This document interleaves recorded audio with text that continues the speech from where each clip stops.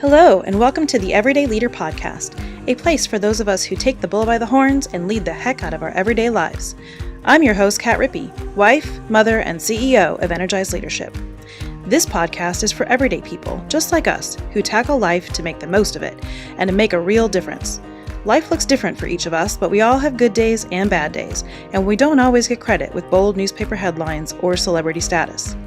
Every week, I'm bringing you everyday leaders who take leadership seriously, whether at work or at home, and everywhere in between. Tune in for life hacks, personal insights, and a good time. Andi Campbell is the Senior Vice President of Human Resources, internally known as People and Culture for LAZ Parking.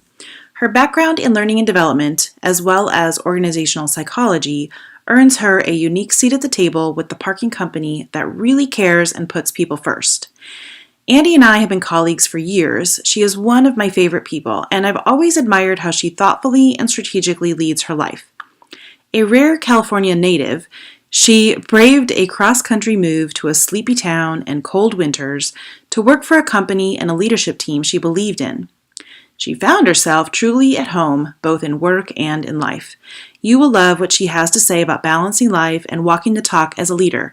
I'm honored to have her on the Everyday Leader podcast, and I know you're going to love this one. So please join me in welcoming Andi. Andi Campbell, welcome to the Energize Leader podcast. I am so excited to talk with you today and hear a little bit about your journey. How are you doing? I'm great, thank you. Thank you so much for taking the time to do this. I know there's a lot of other things you would rather be doing, right? Like important meetings. No, this is what I'd rather be doing. I'd far prefer this over the conference calls I usually have to be on. In fact, I hung up with an attorney to talk to you. That's how happy I am. Yay! All right. Starting off good. All right, awesome. All right, well, I'm going to go ahead and jump right in because the easiest way to get started is for me to hear a little bit about your journey, and I would love to hear the highlights, not the lowlights yet, we'll get to those later, but the highlights of what's gotten you to where you are today. Well, I think you know that I live in Hartford, Connecticut, what I've now called the destination city. That's absolutely right. Best place to live.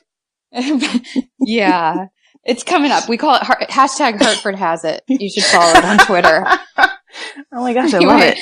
So I landed in Hartford, Connecticut actually after some soul searching in what I wanted to be when I grow up, which I still think I'm soul searching for, but landed here to take over the responsibility of heading up HR for LAZ Parking, which our corporate offices are here in the destination city, where we started 1981.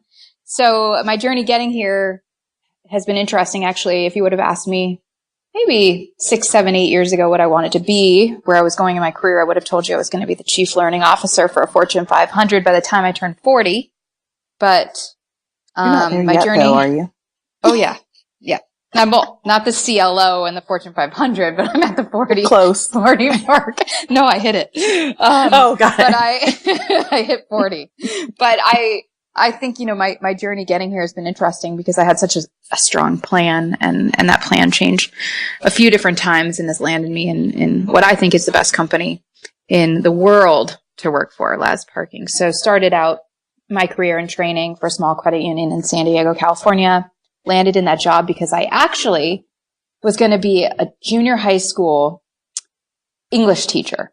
And on my first day of student, and in my first day of student teaching, I was like, oh my God, these kids are so much bigger than I was expecting. And they're actually not really into dangly modifiers like I was expecting them to be, and all the grammar things that I was so into. And literally, I was like, this is not the career I wanted. This is insane. So I quit and then had to find a job. And I had put myself through college working at a bank. And so I knew all about banking procedures, and I had this degree in English. Somebody I knew hooked me up with this person who was looking for someone to write procedures at a credit union. And I landed this job, and then that morphed into writing procedures and then teaching people how to follow the procedures and processes. And that's how I landed in this world. And then from there, I went from the credit union to doing some consulting work, getting my master's degree, going to LPL Financial, which I spent 5 years there doing learning and development, and ending my career there as the VP of learning, and coming here to LAZ Parking. And now that's where I am. So that's the high level version of it. But a lot of people don't know that about me, that I was going to be a junior high school English teacher. That's really awesome. I didn't know that. And I knew I would get some nuggets today that I didn't know. So that's really cool. Yeah. And also I don't have kids for a reason.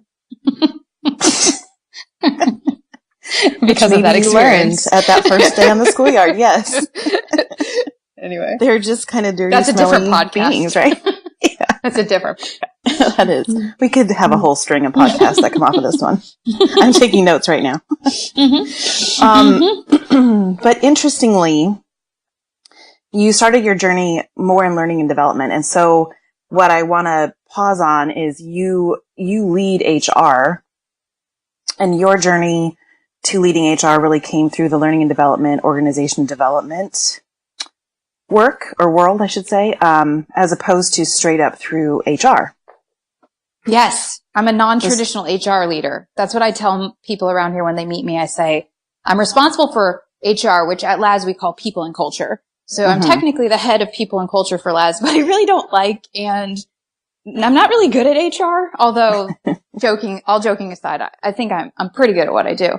But I think I'm good at what I do, not because I come from the transactional HR side, but because, which frankly, people who do come from that side are great also. So this isn't bad on them, but I just come from a different lens. I do tend to be much more consultative. I ask a lot of questions, and jokingly, people here call me Claire the Clarifier, because I can never just answer anyone's question. I always have to ask more questions. I have to ask more questions.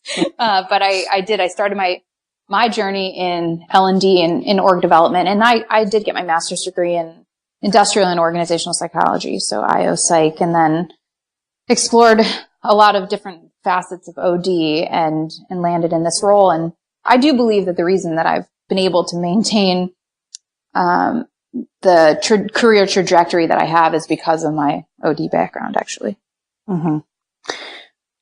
Okay. So give us some numbers here off the top of